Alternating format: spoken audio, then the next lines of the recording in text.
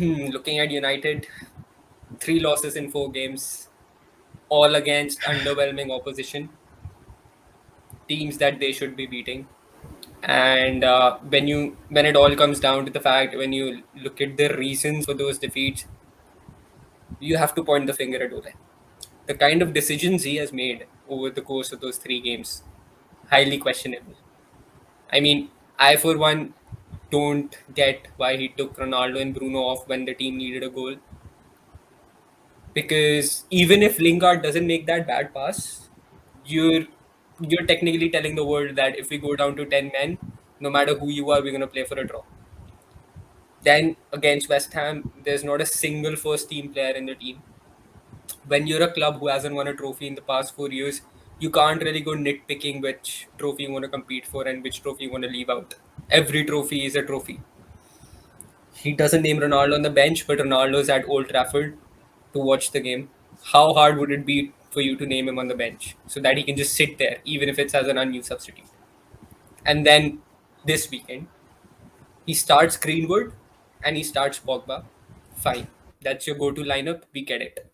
There's no width on the pitch. Aston Villa is exploiting you. You need width on the pitch. You bought Jadon Sancho 70 million. He doesn't come on. You've got Martial. He doesn't come on. You've got Lingard, who's been your super sub so far this season. He doesn't come on. Who does he put on? He puts on Cavani, who is a striker, who doesn't offer you width. Yes, Cavani does well, but technically that's a wrong substitution. And then we all talk about how great a man manager he is, but he's got 3 people fighting over the penalty spot. And then Bruno skies it. The fact that Bruno skies it is not the issue. The issue is Ronaldo thinks he's taking the penalty, Bruno thinks he's taking the penalty, and then Paul Pogba has to come in between and tell Cristiano Ronaldo to back off. That doesn't look good in front of the fans, does it? Well, I mean, if Manchester United are always in the news for good things or bad things, but these past couple of weeks have been really rough for the club. Addressing every single thing that you just mentioned, starting off with the Champions League game. Uh, I think United needed to lose that game. I read a tweet somewhere by one of the pundits who said that if City went 10 men, they would have won the game with ease. And we saw United clearly struggling. And that shouldn't happen in a club of that level, which has those kind of players on the pitch. So I think it was definitely really disappointing. And I'm glad they lost that game. I'm glad Lingard made that pass, and I'm glad they conceded a goal because they needed that setback. They needed to get hit hard because otherwise Ole would have been in the press conference, oh, we had 10 men, so we're happy coming home with a draw. No, you cannot be happy coming home with a draw, even if you have 10 men. And I think that is the reason why it is time for Ole out. He doesn't know when things have started to go wrong. Or maybe he does and he's just being all happy and all like putting on a good face in front of the media. But no, the fans want the truth. The fans want the reality. Coming on to, like you said, the West Ham Cup game. Definitely, I think Ole thinks that he's got either of the Champions League or the Premier League in the bag, which he clearly doesn't. United aren't winning any of those two trophies, so why not go after go after a domestic cup? I mean, it is. I think that's the best trophy United have their shot at because all the top teams, Liverpool, Chelsea, City, they're gonna play their B teams or a majority part of their academy players. So United should have definitely targeted the cup game so much. And then, rightly said, coming on to Aston Villa, bringing on Cavani. Uh, I think I've said this before as well. Ole does not have a plan B. Bringing Cavani on, you need a goal, understandable, but Cavani and Ronaldo offer the same thing. And in no situation is Edinson Cavani better than Cristiano Ronaldo. You already have a goal scorer who is going to go clutch and get in the goal for you. As long as you provide the balls for him, which rightly said, Jadon Sancho, why don't you bring him on? Donny van de Beek, why don't you bring him on? So Ole has been struggling, and I think the United board are backing him, which isn't a good sign. And as soon as he goes, there are so many good managers who would be more than happy to take the United job, especially with the big names at the club. Yeah, with United, I'd not surely say that Ole should be out because considering the game that United has played, like recently, the past couple of weeks, I agree. Okay, they haven't been at their best. But yeah, any United fan or any football fan would agree that they have improved their game. They have improved uh, the players who were struggling earlier under various managers. So I don't think it's completely viable to say that Ole should be out, but yeah, he should improve on his tactics, especially substitutions, because even in the match in the against young boys, taking off Ronaldo and Bruno at the same time was not a correct decision. You need a goal, you need those 3 points in Champions League, and even if it's such a group where there are not a lot of big names, if you don't qualify, then clearly you are not good enough to handle a team like Manchester United. So on his substitutions, but still I believe he deserves a chance to prove, to get go, because he finally has a team that can win something with so many big names and with all of them performing so well. See, that's where the pressure creeps in, doesn't it? Imagine this United side without Ronaldo, Sancho, Varane, losing out to young boys, possibly going out of the Champions League group, and nothing goes wrong for Ole. They'll be like, okay, we're not in the Champions League group, we're not a good enough team. So we're going to fight for the Europa League, and who knows, we might get lucky in the Premier League. Let's just get top four, right? But when you've got Ronaldo, when you've got Sancho, when you've got Varane, you can't afford to go out in the group stage.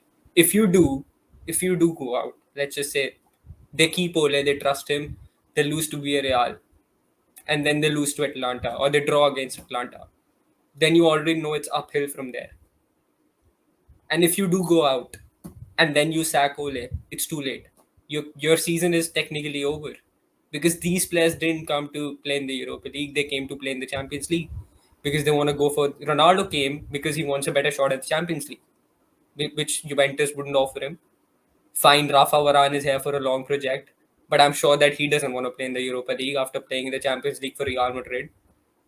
And Jadon Sancho does certainly is not a Europa League level player. He should be playing in the Champions League. That's the kind of player he is.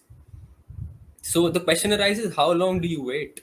I mean, United next month have 12 games, which can make or break their season in the league and in the Champions League. So, like, how long do you wait? Do you wait for them to lose three of them, or maybe four of them? Do you wait for them to draw five or six? What happens? Because if United play like this, then how do you win against teams like Villarreal or even Atlanta? How do you do it? Is Ronaldo gonna rescue you? Is Bruno gonna rescue you? Is it gonna be Greenwood or maybe Sancho? How long do you rely on that? I mean, there is something which Gary Neville said, and he said it very rightly. When City start building from the back, I can see where the play is going. When Liverpool build from the back, I can see where it's going.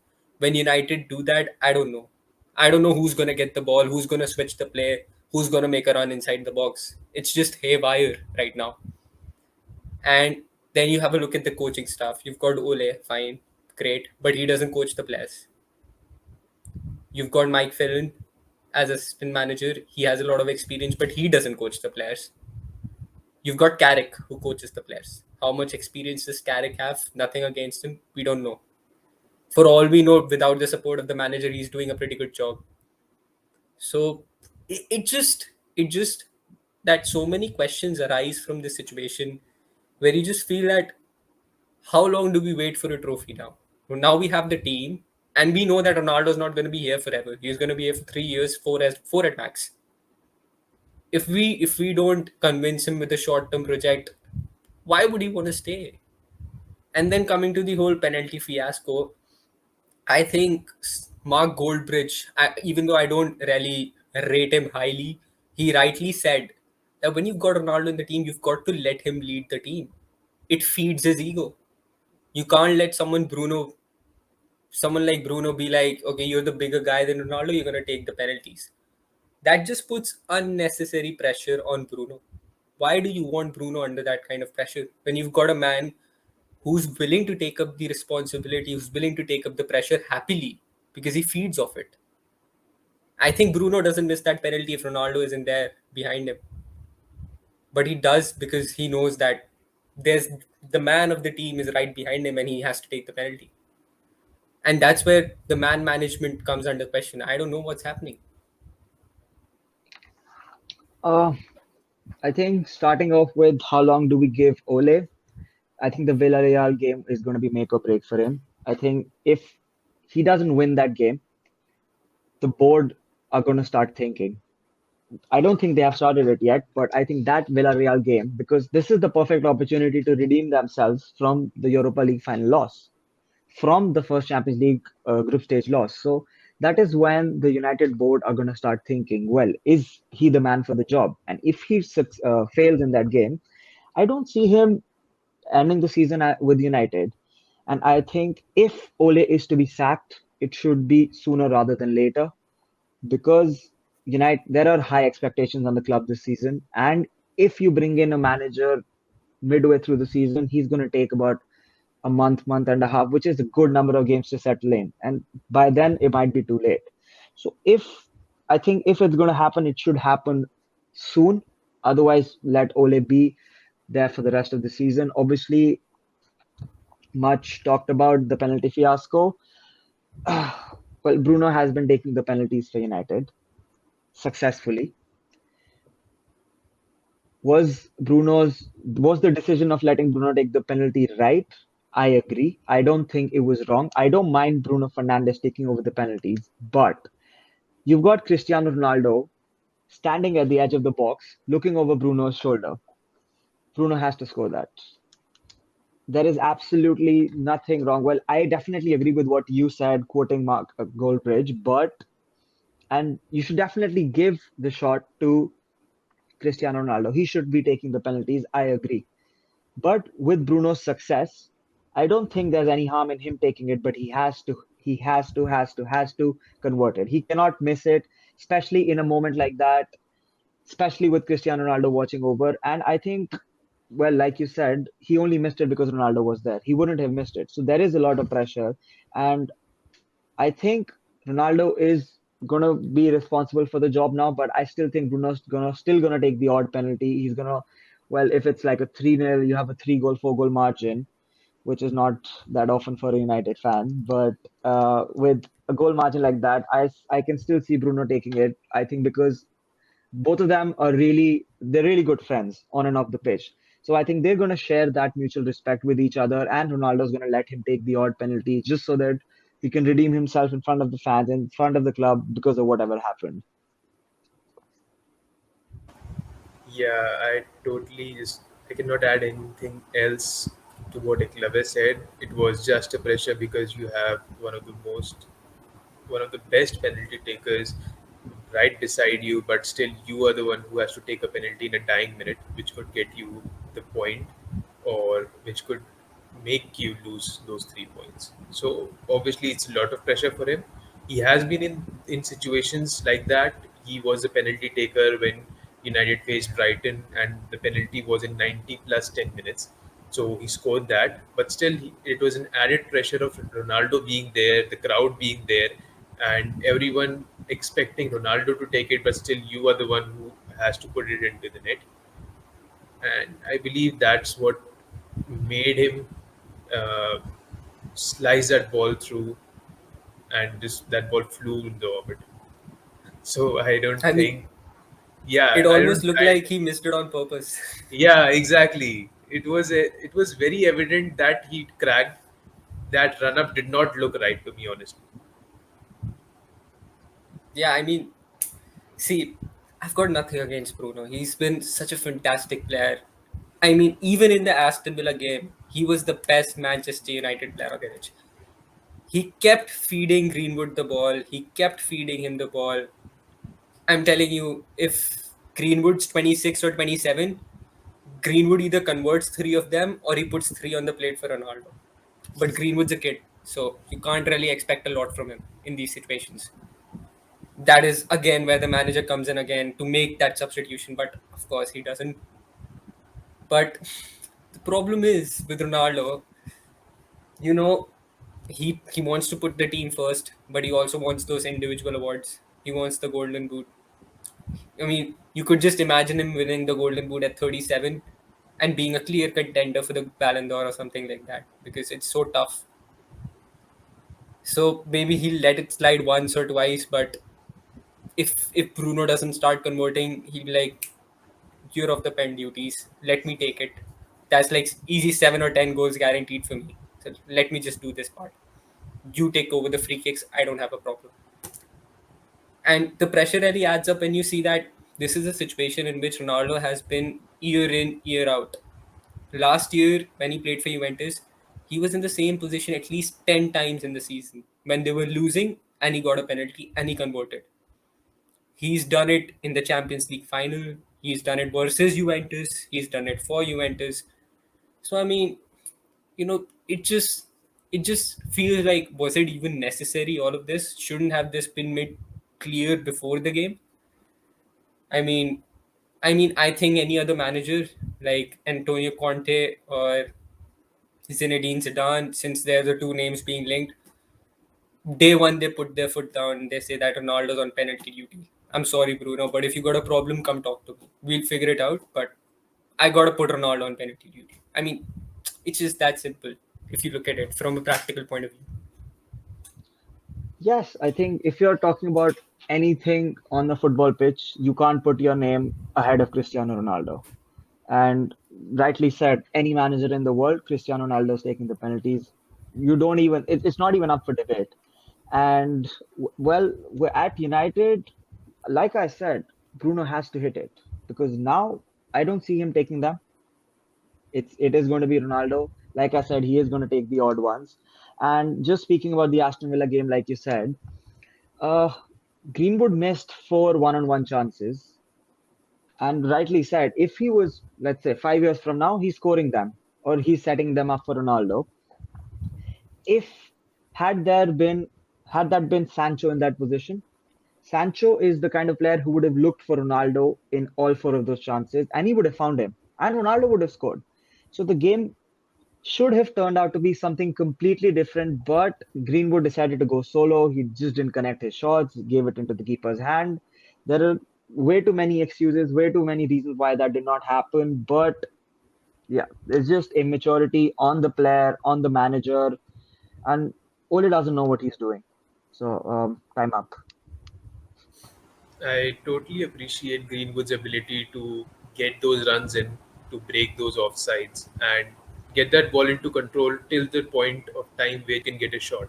But if you have a better chance to give it to a player who is in a better position, that is football 101. You have to you have to keep that in mind, whether you're 18 years old or 27, because the main motive is to score a goal for the team. Fine, you want to score goals for yourself, you want to create a name for yourself, but if your team loses out because of your, what you call, immaturity, and I'll not call being selfish because he's not a very experienced player. I'd rather prefer the term immaturity, but still, if your team loses out because of that, I don't think it's gonna be a good image or a good spotlight for him. Yeah, rightly said. It's football 101, unless you're Ronaldo or you're Messi or you're Mbappe, because these are the kind of players who take those chances and score. But before we end the video, you both are someone who watch United very closely. The club is very close to your heart. Two names right now up in the air if Ole goes: Zidane and Conte. Zidane, the more unlikely one, but with more UCL pedigree. Conte, well, he just knows how to win the league titles. He doesn't have a great UCL record. Who do you go for if each one of you had one pick? Uh, I don't have to think about it. It's going to be Zidane, especially because of the UCL pedigree. I think, yeah, I mean, it's not even up for debate. Conte is a great manager. He's proved it a lot of times domestically, but has he got what it takes to compete with the quality Tuchel's Chelsea and City, Pep City are producing right now? No. Zidane, yes. I think Zidane walks into this United side, makes them win the Premier League, makes them win the Champions League. He's that kind of a player. He's that kind of a manager. Zidane is obviously the undoubted choice here, but I don't see him coming into this United side. Like he has a he's very loyal to Real Madrid, to his country. So maybe I can see him coaching the France national team or something. But I don't see him coming to United, even though Ronaldo is there. So, yeah, obviously, and like Conte is going to be a really good pick if he comes in because he knows how to win matches, he knows how to play the amazing football, and he knows how to make those teams click. Because if he can end the Juventus streak in Serie A with Inter, I believe he can do it with United. Yeah, rightly said. I would love to see Zizou here.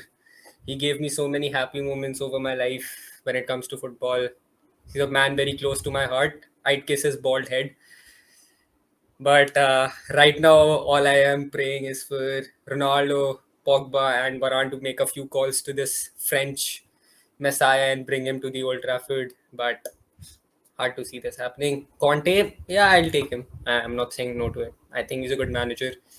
Or otherwise, Ole works his black magic again and they go on an unbeaten run. Probably win a trophy, but I don't see it happening. I'm sorry. But yep, that's where I think we're going to end this one. And thank you for joining in. It was a great discussion with both of you. Big week coming up in the Champions League. A few great fixtures. We're going to be discussing them after they take place. Until then, to everyone else who saw this video, please like and subscribe to the channel. And we'll see you guys soon. Thank you.